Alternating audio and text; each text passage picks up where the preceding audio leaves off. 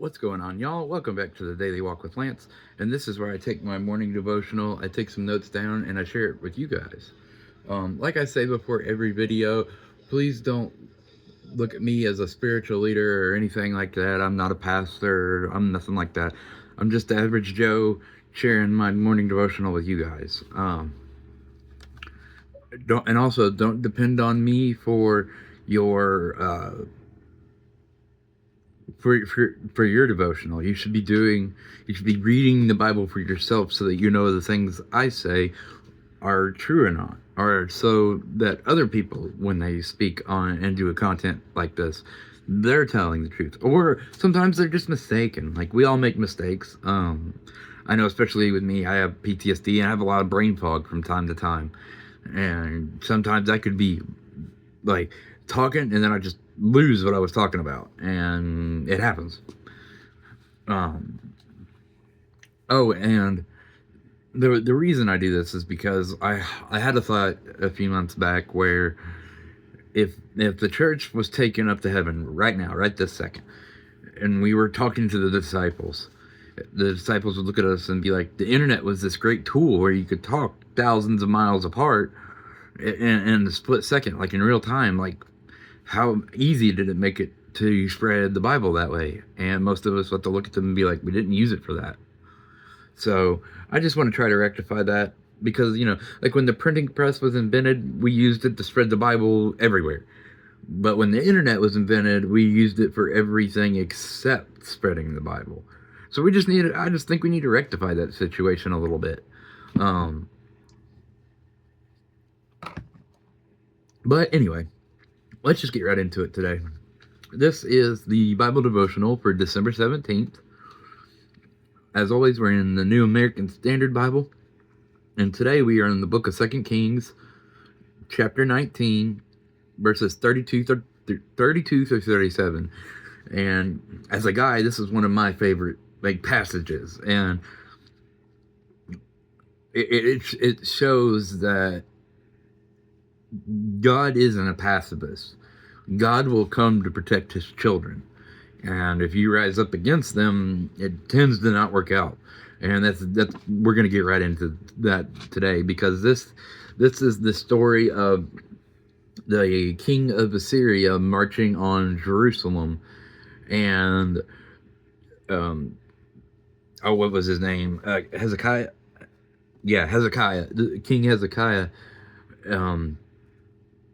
He was worried because if you just looked at the numbers and just did the army of Jerusalem and the army of Assyria, Jerusalem number wise had no chance. This was an Assyrian king who he had already conquered tons of land. He was very experienced. His men were very experienced. This wasn't just a whim. He was going through the area, conquering everything. And this is when he got to Jerusalem, this is what happens.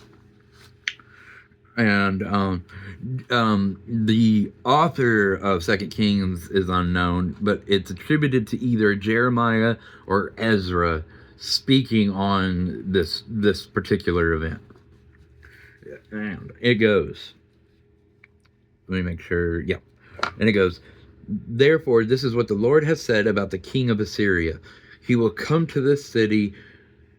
He will not come to this city, nor shoot an arrow there. And he will not come before it with a shield, nor heap up an assault ramp against it. By the way that he came, the same way he will return. And he shall not come to this city, declares the Lord.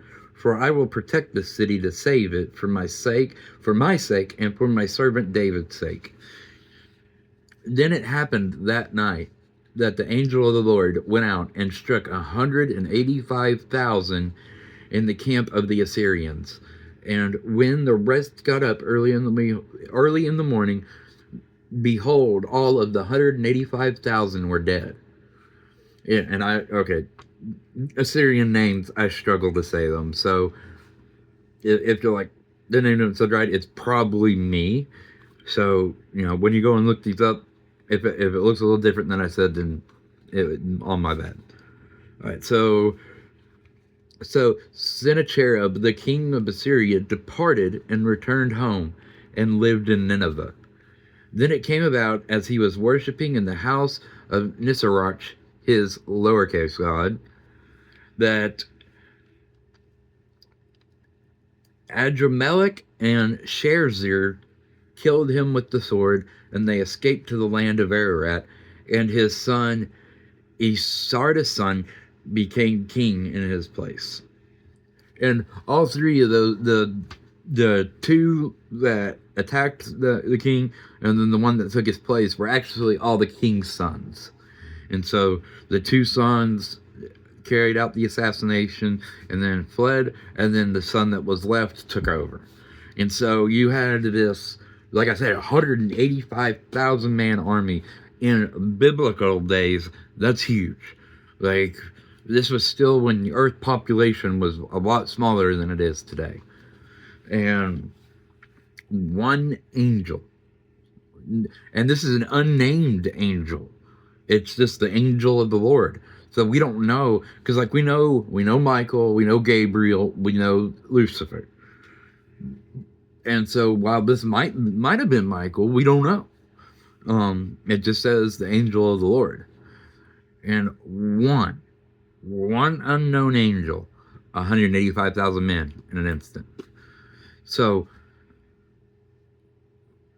when Jesus said, "Do you not think I have 6 legions of angels ready?" Imagine what 6 legions of angels could do if one angel could do this. And that's just to show that if we're doing what we can to live correctly, because we obviously know we aren't perfect, but if we're fearing God and we're still trying to do what's right, He will take the battle for us. And that's why He says, "Vengeance is mine, saith the Lord." It's because He has a power that we don't understand. Not completely, anyway. We can kind of grasp it, but still, our brains are way too small. And let's see. So yeah, I mentioned the king of Assyria ended up being killed by his own sons. God protects us and takes out vengeance for us, and vengeance is mine, saith the Lord. And I already mentioned, one angel was able to do this to 185,000 military men. Like, it wasn't just like, oh, this was this village and it was, a lot of elderly and a lot of sick. No, this was 185,000 not only well trained, but experienced in other battles soldiers. And just overnight gone. And God literally, He left the king, and I think it was like a couple of his servants alive, just so they could go back home and say, "Yo, don't mess with the God of Jerusalem. We were conquering everything." And then the king of Jerusalem said, "No, I'm going to put my God before your God," and we already know how that goes. We see it here, and then we have a modern example with the Tyson Fury boxing match where him and what's his name? I can't remember the guy he was fighting. He was the Bronze Bomber. I remember the name, but I don't remember his name. Deontay Wilder, is that it? Check that. But Deontay said that his God could stand up against any God, and then Tyson's like, okay, well that's the match, because the Christian God is the one true God, and every single time people have put a little g God up against Yahweh, it's never worked out for that little g. Sorry, phone was ringing. I didn't want it to fall over. And God's weapons are greater than man's weapons. So it's like, oh, but what about in today's world? You really think God couldn't stop something that we created? Because He created us. Like, we're not going to be able to outcreate the Creator. And that's just silly. And then God's defense is also better than man's defense, because especially in America, we love our Second Amendment. And while He doesn't say to make yourself vulnerable and weak and cowardly. Like you are still, especially as men, meant to protect. But that's why in that protection, men should be praying. We should be asking for God's assistance and guidance in that protection or in that moment. And then what isn't shown right here in this part of the passage is that the king of Assyria was very boastful, a lot like Goliath. They thought they were the top dog. They thought because of all these men that feared them that nothing could come against them. Well, just because you're a tyrant doesn't make you good. Just because you're a tyrant doesn't mean, once you run into a truly good army like they did here, it's just, you're done. And that's just like the walls of Jericho. They started with, check my numbers on this, but they started with like 8,000 or 9,000 men. Or was that a different one? No, in Jericho. Oh, there. It was another situation like this, but it was they. What battle was it? Y'all had to look this battle up because I'm losing which one it was, but there was about 8,000 or 9,000 Jews, and then there was another army that was like much larger. And God told the leader of the time, "Hey, you got too many men. What I'm gonna do? You got too many men. Send." And literally, it was like of the 9,000 or of the 8,000, it was like he wielded it down to 300 men, and then those 300 men surrounded the camp, and was it mice? I can't remember. They set the tails of an animal on fire and did some small attacks, and it made this large army go crazy because it was dark and they couldn't tell what was attacking them, and they started attacking each other. And all the Israelites had to do was just go home. And it was because they had such few men, they were able to sneak up on the camp, and then they surrounded the camp. It was a very thin surrounding, but they surrounded it, and because they had just enough to surround it, and it disguised them enough to where the other army didn't know what they were fighting, and they started fighting each other. And it's every time a warlord starts boasting about their power and leaving God without the praise that it's his power, or thinking that your power is above God's, God will let you build that pride up as much as to the tippy top, and then boom, you're destroyed by usually the very thing you fear.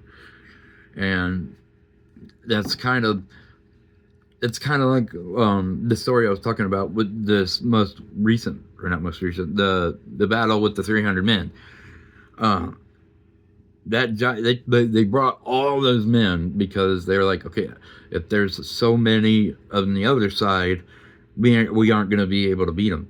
And so God used the exact least amount he had to, and he took out all those people with just 300 people. And let's make sure I got everything. So yeah, pride just leads you straight into the downfall. The second you think you're all that, God's gonna have something happen, and it's gonna be like a roller coaster. You're going up, gaining all this pride, and then you're gonna bottom out. And like even King David bottomed out because think about how David grew up. He grew up poor. Then he takes out Goliath, and then he becomes king, and he gets lazy. He gets lustful, and he gets prideful in that because it's him being king that brought this about. And God ended up humbling him through what happened with Bathsheba. So, like, anytime you start to think it's you that's gotten you here, God's going to do something to bring you right back down here to the beginning. All right, y'all. I think that's all for today. as you know, Christmas is coming up. So remember, it's our jobs as the church to help the widows, the orphans, those in need. And Christmas Christmas gifts are kind of hard for people right now. So go out, do what you can, participate in toy drives. Like I work with the toy drive here where I live, and so I don't know about everybody else's experience, but I've been involved in it for years, and the toy drives are real. Like almost every single year, we end up giving out everything we had like saved up all year, because we have people save up toys all year, and then when the day comes, it's always like we have to go like find other things because we've given everything out. And so, like I said, through my personal experience, at least the toy drives are real. So go try and help do the toy drive, or help, or even if you live like in a small community and there's just that one family that needs help, like you should help them always anyway, but especially for Christmas. Christmas is one of those times that it's one of those holidays that we need to safeguard as Christians, celebrate, make sure it's full of joy, because we celebrate the birth of Jesus. And while December 25th might not be the exact day, that's just the day. If you take when we think Jesus was given to Mary by the angel, if you add 9 months to that, tentatively it's December 25th. And a lot of people will say, oh, you're just celebrating the winter solstice. No, the solstice is on the 21st. So it's Christmas. People can make Christmas pagan, but Christmas itself, no, it's not. It's just it's like I said, it's a day we celebrate the birth of Jesus, and we also have an American holiday there too. So it's kind of, the American holiday and the birth of Jesus both fall there, but it was never pagan. But like I said, the winter solstice is the 20th or the 21st. It's one of the two. Double check that. But it's actually before the 25th. So no, Christmas is not pagan. But like I said, anybody can make anything pagan if they truly want to. Like that's just besides the point. All right, y'all.